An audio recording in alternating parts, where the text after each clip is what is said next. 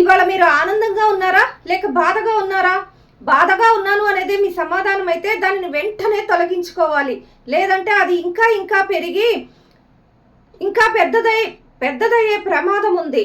పొద్దున ప్రారంభమైన బాధ మధ్యాహ్నానికల్లా ఊడలు వేసి కంగారు పుట్టిస్తుంది.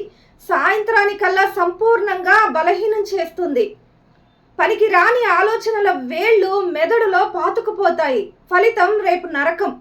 బాధపడిన కొద్దీ కృంగిపోయేది మనమే, ఇతరులు ఎవ్వరూ బాధపడరు. ఇది మన జీవితం. మనం కావాలనుకున్నట్టు దాన్ని మలుచుకోగలం. బాధపడటానికి ఎక్కువ సమయాన్ని కేటాయించినప్పుడు ఆనందించటానికి తక్కువ సమయమే ఉంటుంది.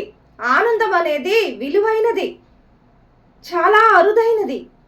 మరో మాట చెప్తాను, ఇది నా జీవితం, నా కోసం జీవిస్తున్నాను. నేను ఈ సమాజంలో ఒక భాగాన్నే కాదు, సమాజం అంతా ఒక కుటుంబం.